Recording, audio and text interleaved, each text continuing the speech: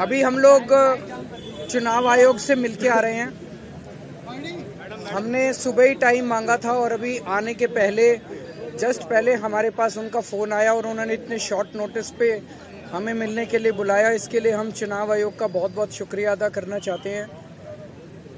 एक अच्छी खबर यह है कि चुनाव आयोग ने अवध ओझा जी के नॉमिनेशन वोटर को शिफ्ट करने के आदेश दे दिए हैं और उनका वोट बन जाएगा दिल्ली में और वो अपना नॉमिनेशन फाइल कर पाएंगे। इसके लिए भी मैं चुनाव आयोग का बहुत बहुत शुक्रिया अदा करना चाहता हूं। हमने चुनाव आयोग को बताया कि किस तरह से नई दिल्ली विधानसभा में बीजेपी के एमपीज़ के यहाँ एक एमपी के यहाँ 30-30, 40-40 वोट बनने के लिए पिछले 15-20 दिन में एप्लीकेशंस डाली गई हैं। तो उन्होंने पूरा आश्वासन दिया है कि किसी भी हालत में कोई भी एक भी गलत वोट बनने नहीं दिया जाएगा और इसकी एक वोट की बहुत डीप इंक्वायरी करके ही कोई भी एक्शन लिया जाएगा।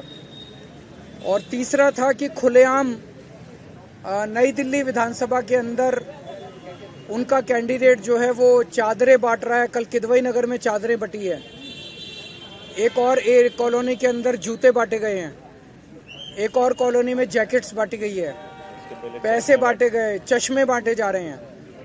तो उन्होंने कहा कि लोकल डीएम की जो रिपोर्ट आई है वो रिपोर्ट ये कहती है कि कुछ नहीं हो रहा है। तो हमने कहा इससे ये साफ जाहिर है कि लोकल डीएम मिला हुआ है। और लोकल डीएम मतलब जब खुलेआम चादरें बट रही हैं, चादरों के ट्रक आ रहे हैं, दोपहर के टाइम में चादरें बट रही हैं, पूरी दुनिया को दिखाई दे रहा है लेकिन डीएम को दिखाई नहीं दे रहा है। इससे ये साफ जाहिर है कि डीएम मिला हुआ है। हमने आज फिर से रिक्वेस्ट की कि डीएम को सस्पेंड किया जाए और उसके खिलाफ सख्त एक्शन लिया जाए और ये सब गैर कानूनी एक्टिविटीज़ बंद की जाए। इसमें भी चुनाव आयोग ने हमें आश्वस्त किया है कि ये सब एक्टिविटीज़ बंद की जाएंगी। तो हम चुनाव आयोग का उनके रिस्पांस का बहुत बहुत शुक्रिया अदा करते हैं।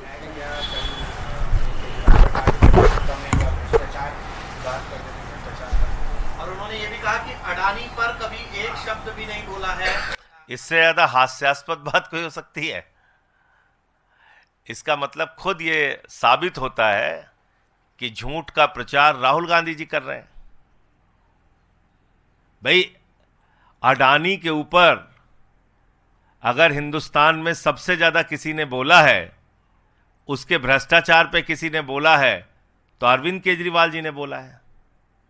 सदन में बोला है, सड़क पे बोला है, सभाओं में बोला है और पार्लियामेंट के अंदर, चाहे पार्लियामेंट के परिसर में हो और चाहे प्रधानमंत्री के सामने वो नारा कहिए तो मैं फिर दोहरा दूं, मोदी अडानी भाई भाई वाला। किसने लगाया था? हम लोगों ने लगाया था, आम आदमी पार्टी वालों ने। तो इसलिए राहुल गांधी जी से किसी प्रकार का प्रमाण पत्र अरविंद केजरीवाल और आम आदमी पार्टी को नहीं चाहिए। दूसरी बात यह जरूर देखने को मिला कि राहुल गांधी जी पर अरविंद केजरीवाल जी ने कोई टिप्पणी की, उसका जवाब देने के लिए अमित मालवीय सामने आ रहा है। यह बड़ी मजेदार बात है।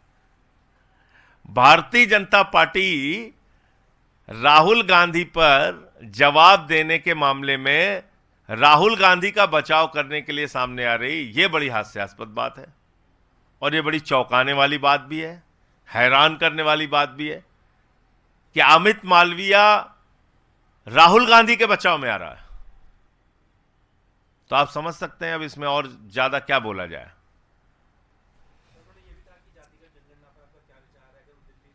सारी चीजों पर विचार हम दे चुके हैं अपना।